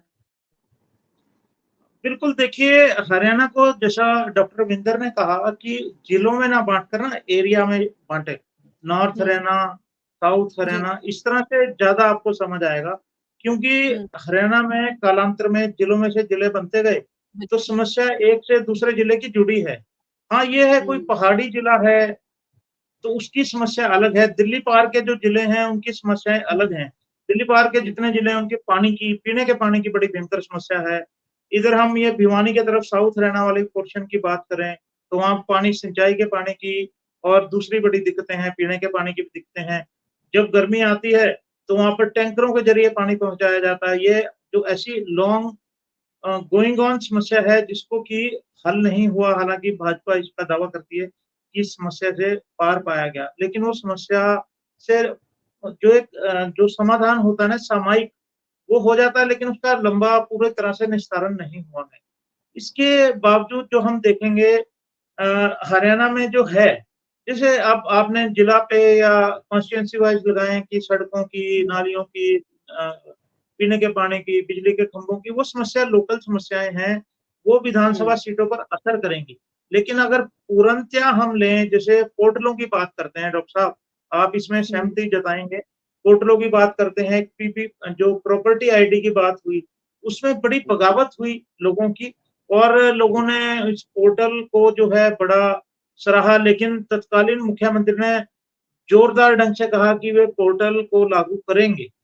और पीपी जो ये जो प्रॉपर्टी आईडीज़ की बात थी, वो अभी तक भी पूरी नहीं हो पाई। लोगों में एक बड़ा भारी रोष पूरे स्टेट में इस बात का रहा कि ये क्या मतलब प्रॉपर्टी आईडी का पंगा छेड़ दिया है। उसके साथ-साथ अभी तक अंत समय तक लोकसभा के डॉक्टर साहब को ध्यान होगा कि प्रदेश सरकार ने जिलों-जिलों में जो हैं और कैंप लगाए विशेष अधिकारियों की जो जो उनकी आधार पीपी कार्ड से संबंधित जो फैमिली कार्ड है उससे संबंधित अगर दिक्कत है तो तुरंत हल की जाए, लेकिन वो भी सिरे नहीं चढ़ा। अभी विधानसभा चुनाव से पहले भी कुछ समय पहले कैंप लगाए गए थे, जब भी लोगों की नाराज़गी दूर नहीं हुई। और जो डॉक्टर साहब ने कहा कि बेरोज़गारी की समस्या, कानून व्यवस्था की समस्या भी धीरे-धीरे विकराल रूप ले गई है। आप कल भी देखें कि इसी तरह से ये फ़िरौतियाँ और गोली चलाना ये हरियाणा में बढ़ा है। कांग्रेस इस मुद्दे को लेकर भाजपा को घेर रही है। किसानों का जो मुद्दा है, आप जानते हैं कि एंट्री का जो किसान जब ये आंदोलन चला, किस तरह से घेरे रखे, तो किसान हरियाणा में किसान वर्ग जो है, जाट जो वर्ग है, वो किसानी ज़्यादा वही वर्ग करता है। हालाँकि दूसरी जातियाँ भी किसानी करती हैं।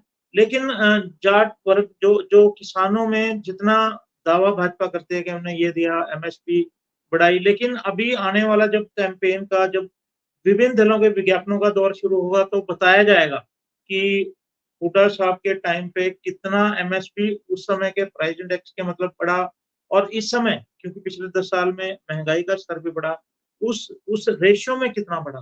तो ये सारी बातें होंगी, राज्य पे कर्जा कितना चढ़ा, हालाँकि आम व्यक्ति को आंकड़ों से नहीं लेना, लेकिन जब वो सुनता है कि हम कर्ज़ई हैं, तो एक अलग भाव उनके मन में आता है। बिल्कुल तो ये भी ये कहा जाता है जो कि हरियाणा को जो आय होती है उसका एक बड़ा हिस्सा उस कर्ज़ की किस्त चुकाने में चला जाता है? हाँ, बिल्कुल, इसमें कोई दो राय नहीं है, एक बड़ा चंक जो है कर्ज़ में जा हुँ, रहा है, उसका उसका कर्ज़ चुकाने में भी नहीं, कर्ज़ का ब्याज चुकाने में जाता है। हाँ, किस्त मैंने बोला उसको चुकाने में। नहीं, जो कर्ज़ा हमने लिया है उसका ब्याज तो हाँ, देना ही है ना जी।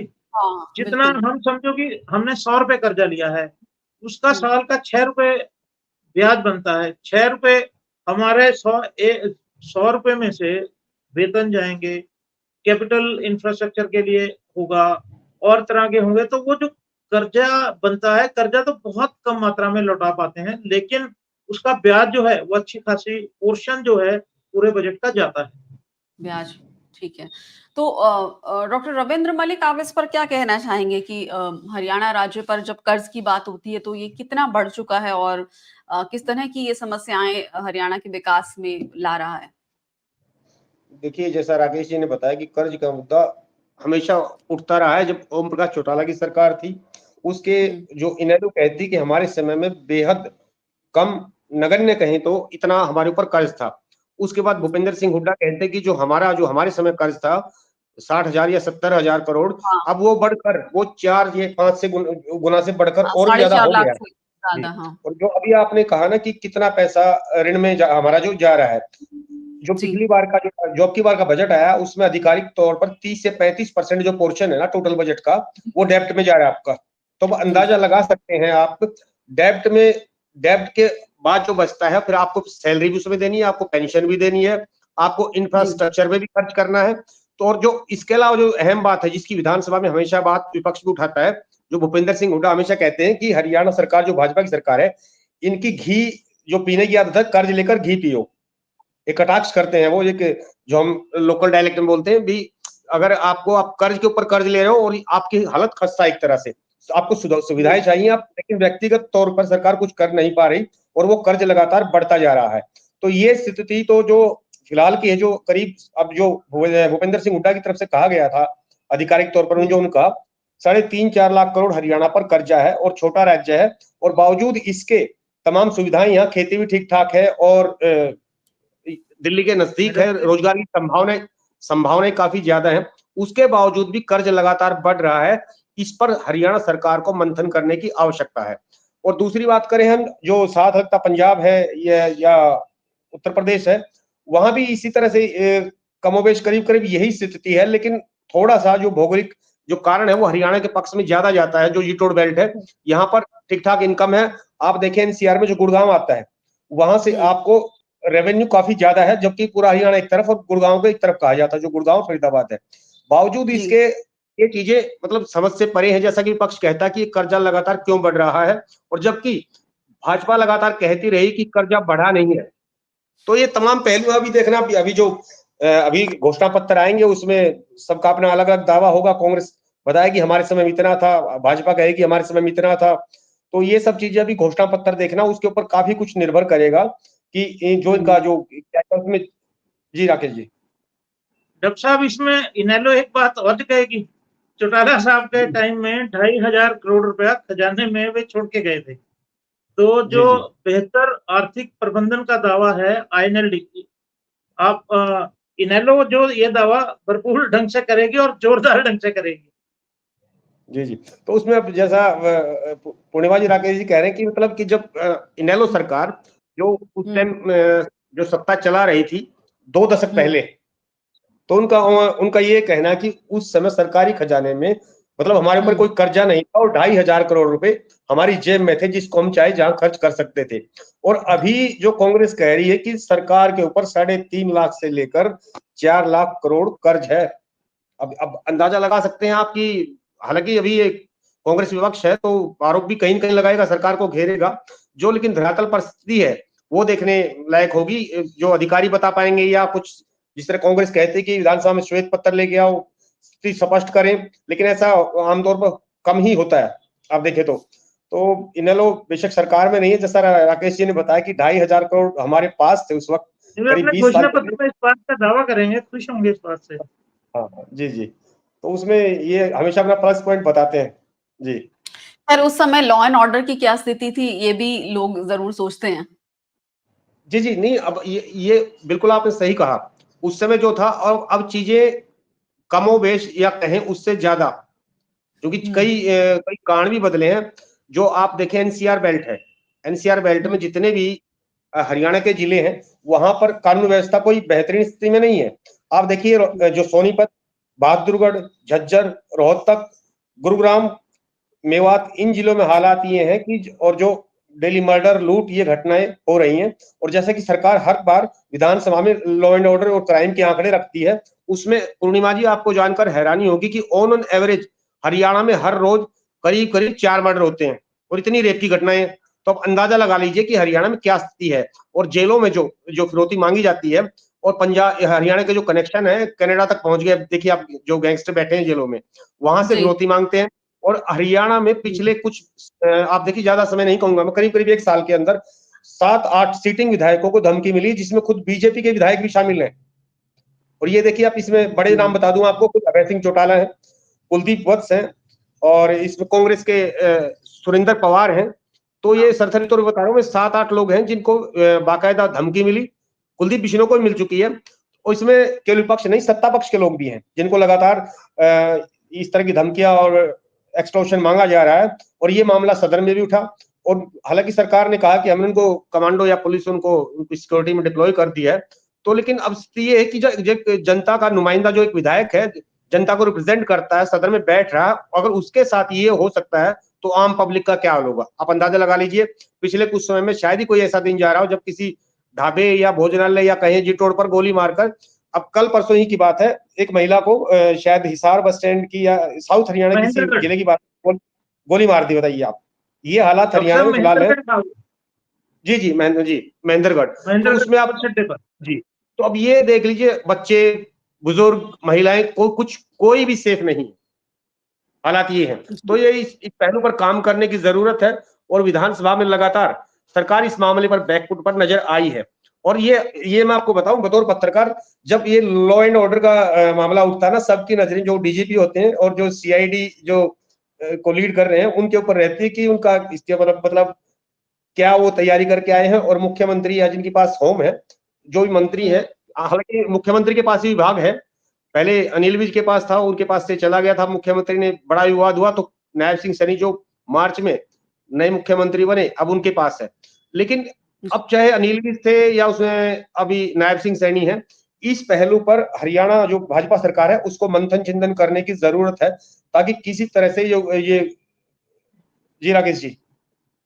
डॉक्टर साहब, आपकी बात में मैं एक बात जोड़ना चाहता हूँ। जब ये विधानसभा में मुद्दा उठता था कि अपराध बढ़ गया है, अपराध बहुत ज्यादा हो रहा है, आंकड़े बढ़ रहे हैं, तो एक तर्क दिया जाता था कि पिछली सरकारों के समय अपराध के मामले दर्ज नहीं होते थे, एफआईआर दर्ज नहीं होती थी, और अब एफआईआर दर्ज होती है, इस वजह से आंकड़े ज्यादा दिखते हैं, इसलिए अपराध भी ज्यादा दिखता है। आपको ध्यान होगा, विधानसभा में इकट्ठे रहते थे तो ये तर्क आता था सरकार की तरफ से। जी, उस समय मनोहर लाल खट्टर मुख्यमंत्री थे, उनके रुखसत होने से पहले की बात है ये।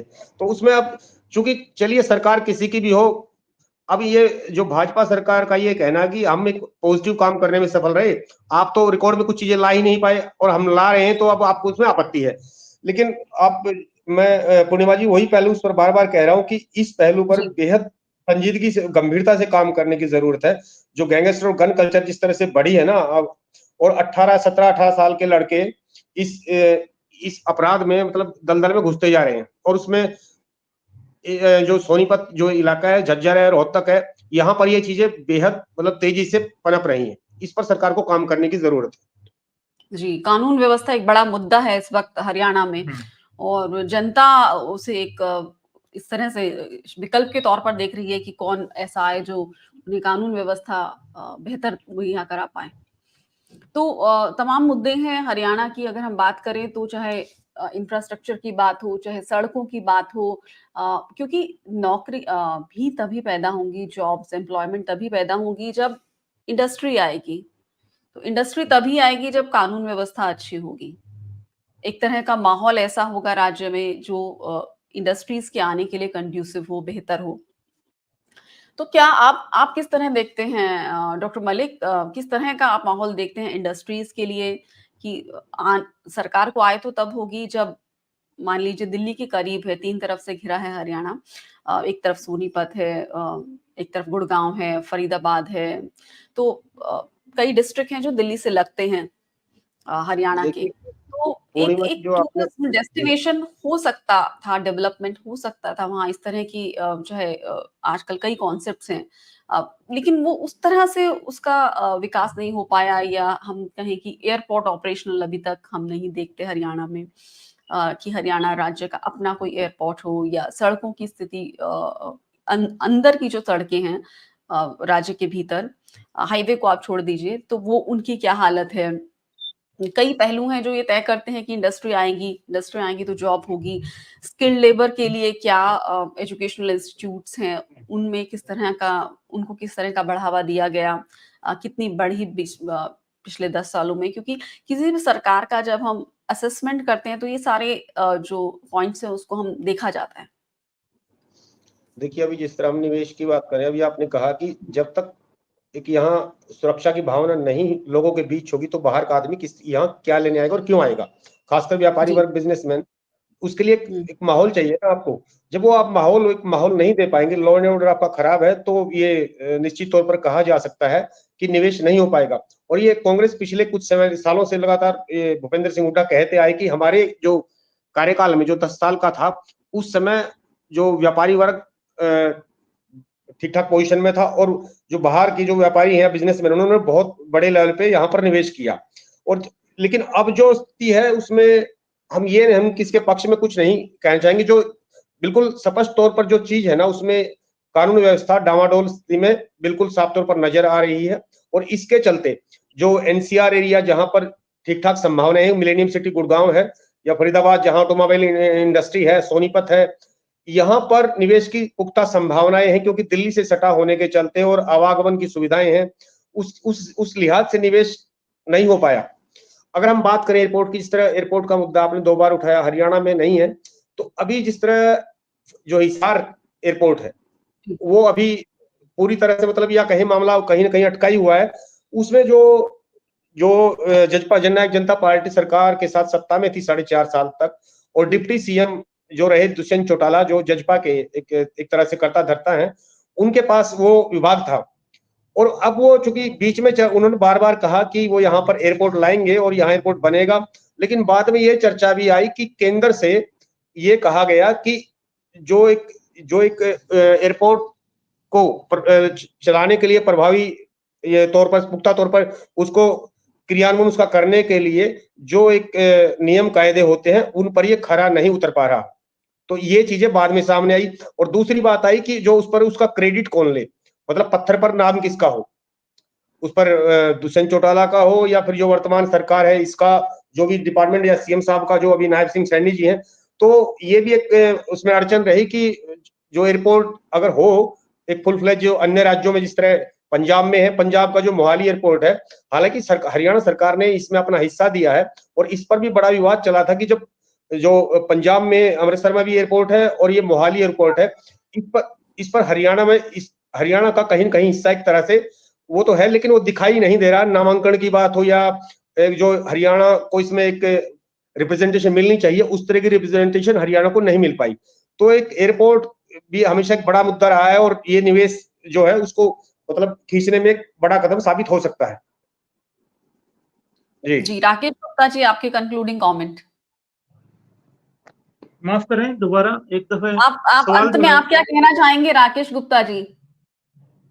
देखिए, जो कुल मिला के जो चुनाव है, वो जैसे जो हमारा विषय था आज का कि सारा जो एक चुनाव है काफी रोचक होने वाला है, और जहां पर दोनों दलों के क्लोज फाइट है, वहां पर हमें कुछ हो सकता है कि बदमजगी देखने को मिले।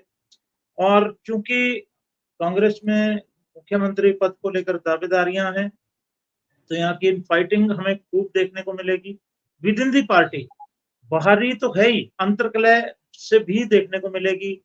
और भाजपा चूंकि तीसरी बार सरकार बनाना चाहती है, लोगों के सामने किस तरह से अपने दावे पेश करेगी, ये भी देखने वाली बात होगी।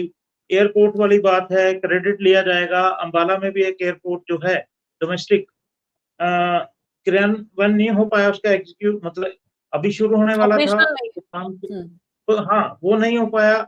हिसार का है, ऑलरेडी होता था, लेकिन इसको फिर विस्तार किया गया। विस्तार करने इतना ज्यादा विस्तार हो गया कि वो दोबारा ऑपरेशनल नहीं हो पाया पहले। अच्छा, दूसरी मैं बताता हूँ कि पंजाब की डॉक्टर रविंदर ने बात की, और हरियाणा की जो बात है, हरियाणा में सक्सेसफुल रेट भी नहीं हुई। हिसार से एक दफा डोमेस्टिक फ्लाइट चंडीगढ़ के लिए शुरू की गई। लोगों को ये लगता है कि इतनी देर में तो, क्योंकि जो हाईवे बना है उससे 3.5-4 घंटे में तो बाय रोड पहुंच जाएंगे।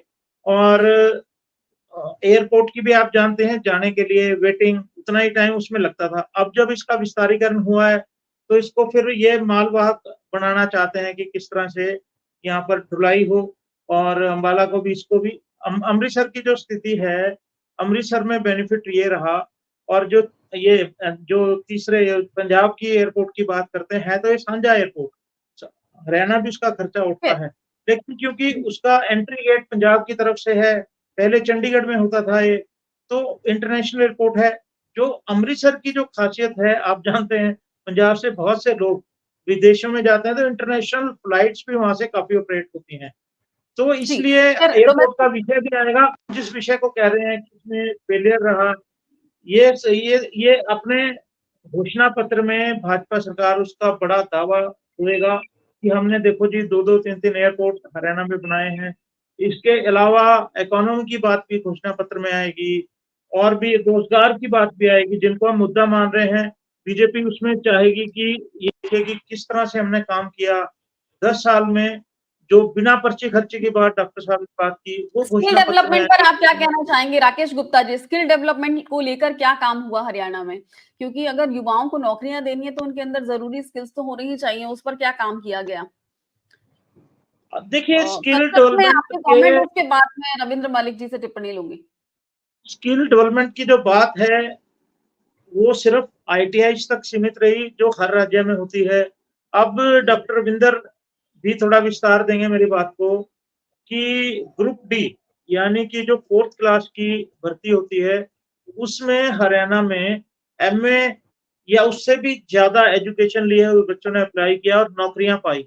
अभी हाल में एक नया मुद्दा बना है कि जो सफाई कर्मचारियों के पद निकले हैं 40-42 हजार, उसमें ना माफ करें, पद कम है, 42,000 एप्लीकेंट्स ने स्वीपर के लिए अप्लाई किया है जो पोस्ट ग्रेजुएट हैं या उससे भी हायर एजुकेशन में। तो स्किल डेवलपमेंट की जो बात आती या रोजगार के अवसर होते तो ऐसी स्थिति क्यों आती कि पोस्ट ग्रेजुएट बच्चे को 4th क्लास के लिए अप्लाई करना पड़ा है, नौकरी पाने के लिए जद्दोजहद है, या फिर स्वीपर की नौकरी पाने के लिए उसको लाइन में लगना पड़ रहा है। तो स्किल डेवलपमेंट के लिए हालांकि बात होती रही, अब जैसा मैंने वही कहा कि जो जी सरकारी प्रयास जी हैं वही हुए, उससे ज्यादा तो मैं नहीं मानता कि हुए हैं। बाकी डॉक्टर रविंदर रविंद्र मलिक जी मलिक जी, अपने आप इस पर क्या कहना चाहेंगे? ये राकेश जी ने जो कहा इनकी बात का मैं इसमें जोड़ भी दूं और मैं फाइनल कमेंट उसमें ये है कि पहले तो जो स्किल डेवलपमेंट की बात करें, जो हरियाणा में अभी सरकार ने दावा जरूर किया कि स्किल डेवलपमेंट को लेकर नए रोजगार उत्पन्न करने के लिए इसमें काफी प्रयास किए जा रहे हैं। एक स्किल डेवलपमेंट यूनिवर्सिटी भी हरियाणा में जो है वो खोली गई है। अब जो बात मुख्य मुद्दा ये है कि जो पीछे ग्रुप डी की नौकरी निकली थी, 18 साढ़े 18,000 नौकरी थी, उसमें पूर्णिमा जी आपको जानकर हैरानी होगी कि जिस स्टूडेंट ने पीएचडी कर रखी है, अब वो झाड़ू लगाएगा या फिर चौकीदारी करेगा, वो क्यों करे ऐसा काम? जो मतलब जो उसने पीएचडी इसलिए की ना कि वो प्रोफेसर लगे या ठीक ठाक पोस्ट पे हो। ये मुद्दा राष्ट्रीय स्तर पर बड़ा चर्चा में रहा कि हरियाणा में पीएचडी, एमटेक, बीटेक बच्चे जो माली का काम कर रहे हैं और सरकार ने कहा कि हम कम से कम नौकरी तो दे पा रहे हैं। अब मुद्दा ये है कि अब जो बच्चा पीएचडी है और ठीक ठाक पढ़ा है और टेक्निकली वो साउंड है, तो उसके लिए उस लिहाज से नौकरी होनी चाहिए उस तरह की, जो कि सरकार नहीं दे पाई। ये मामला भी लगातार चर्चा में रहा। अब मैं दूसरी बता दूं आपको, जो ओवरऑल आपने कमेंट पूछा कि जो फाइनल कमेंट क्या है, तो चुनाव को लेकर मैं आपको ये बता दूं, फिलहाल सबसे अभी 1 महीना बचा है चुनाव में, मतलब प्रचार में जो जी सारा लगा के चले आप। अब इसमें सबसे अहम पहलू होगा जो टिकट वितरण जो अभी होना है कांग्रेस और भाजपा का जो बचा हुआ है, क्योंकि करीब करीब सारा 60-70% जो सक्सेस रेट जो होगा ना जिस पार्टी का, वो इसके ऊपर निर्भर रहेगा कि किस पार्टी ने किस आधार पर किस समीकरण को ध्यान में रखते हुए कैंडिडेट्स के नाम की घोषणा की। अगर पार्टी ने जिन कैंडिडेट्स को उतारा अगर उनका ज्यादा विरोध हुआ, तो ये मान के चलिए धरातल पर भी, अंदर भी, बाहर भी, हर तरह से उस पार्टी को नुकसान उठाना पड़ेगा। बेशक चाहे इसमें कांग्रेस हो, कांग्रेस कितनी मजबूत स्थिति में खुद को मान रही हो, लेकिन अगर सही कैंडिडेट्स को टिकट नहीं मिला तो पार्टी को बड़ा डेंट लगेगा। और भाजपा जो कह रही कि वो मुकाबले में है, हालांकि अभी फिलहाल भाजपा एंटी इनकम्बेंसी के चलते थोड़ा पीछे चल रही है। और पार्टी में, हालांकि भाजपा में ऐसा कम होता है, लेकिन अब की बार भाजपा में कई नेताओं ने खुलकर पार्टी के खिलाफ मोर्चा, जो पार्टी हाईकमान, उसको नजरें भी दिखाई और एक तरह से ये कहें कि उनके ऊपर प्रेशर बनाया। अब इसमें चाहे राव इंद्रजीत हो, राव इंद्रजीत ने कई दफा कहा कि अगर अब की बार उनकी बेटी को टिकट नहीं मिला तो वो चाहे कुछ भी हो जाए, या पार्टी टिकट दे या मत दे, वो आपके बाद इलेक्शन लड़वाएंगे। ऐसा ही आप रणजीत सिंह जी को देखिए, जिनको टिकट नहीं मिला और उन्होंने निर्दलीय लड़ने की घोषणा कर दी। आप कुलदीप बिश्नोई जी को देखिए, उन्होंने भी जो अभी उनका हिसार का लोकसभा का जो चुनाव का टिकट कटा, उसके बाद उन्होंने भी साफ तौर पर अपनी नाराजगी घोषित कर दी एक तरह से, और खुद सीएम नायब सिंह सैनी को उनके घर जाकर उनको 1 घंटे तक मनाना पड़ा। तो ये थी। और ये देखिए सबसे बड़ी बात, जो अनिल विज हैं और होम मिनिस्टर रहे हैं, और दूसरे पहले कार्यकाल में मंत्री रहे, दूसरे कार्यकाल में उनके पास 7 पोर्टफोलियो थे हैवी, और जिनमें आप ये देखिए होम डिपार्टमेंट था, उनके पास हेल्थ थी, और ऐसे 7 डिपार्टमेंट थे, बाद में जो 4 रह गए थे। और जब मार्च माह में जब नायब सिंह सैनी को सीएम बनाया गया, तो उन्होंने खुलकर विरोध जता दिया और वो मीटिंग छोड़कर बिल्कुल निकल लिए थे, पूरे गुस्से में थे, और उनका रोष सार्वजनिक मंच पर कई दफा बाहर आया। हालांकि ये बात भी चली कि उनकी टिकट कट सकते हैं, लेकिन दिग्गज नेता हैं और उनको टिकट दे दी गई, और उनको कोई कमेटी में रखा भी नहीं गया था, तो उनको कमेटी, जो चुनावी कमेटी है, उनमें अपना नाम रखवाने के लिए दिल्ली तक के चक्कर काटने पड़े। तो मेरा कहने का मतलब ये है कि भाजपा में कांग्रेस की तरह कहीं ना कहीं अब की बार फूट नजर आ रही है स्पष्ट तौर पे, और कई विधायक साफ तौर पर अपनी नाराजगी जाहिर कर चुके हैं। तो ये पूरा लबोल अब यही है कि भाजपा को इन 2-3 चीजों से पार पाना पड़ेगा, और एक कॉमन चीज जो भाजपा और कांग्रेस में जो जिससे दोनों ही परेशान है, वो आपसी फूट जिन नेताओं के बीच है। उस हालांकि कांग्रेस में सीएम पद को लेकर ज्यादा है, लेकिन भाजपा में जो फूट है उसके कई अलग अलग कारण हैं। और इसके अलावा एंटी इनकम्बेंसी जो फैक्टर है, उससे भाजपा को हर हाल में पार पाना होगा। और जो कांग्रेस के लिए जो जो मुद्दे हैं, कांग्रेस को तभी फायदा मिलेगा अगर वो इन मुद्दों पर मुखर होकर जनता को अपने पक्ष में लाने में लामबंद करने सफल हो पाए, लामबंद कर पाए, और ज्यादा से ज्यादा इन मामलों को जनता के बीच पहुंचा सके। जी जी, तो बहुत-बहुत शुक्रिया आपका डॉक्टर रविंद्र मलिक, राकेश गुप्ता जी हमसे हरियाणा से जुड़ने के लिए और शुक्रिया। हरियाणा के जितने जो भी समीकरण बन रहे हैं, उन पर बातचीत करने के लिए, विस्तार से हमें हरियाणा के मुद्दों के बारे में बताने के लिए आप दोनों का बहुत-बहुत शुक्रिया। और अगले हम एक बार फिर आपसे बात करेंगे जब सारी लिस्ट सामने आ जाएगी और हम जानने की कोशिश करेंगे कि 90 सीटों पे कांग्रेस के सामने या बीजेपी के सामने कौन किसके सामने है और कौन सी सीट ज़्यादा दिखाई दे रही है, किसका ज़्यादा पलड़ा भारी है किस सीट पर। तमाम पहलुओं पर हम बातचीत करने की कोशिश करेंगे और बारीकी से जानने की कोशिश करेंगे कि जनता क्या सोच रही है और कौन से ऐसे मुद्दे हैं जो ये तय करेंगे कि मुख्यमंत्री हरियाणा का कौन होगा। बहुत-बहुत शुक्रिया।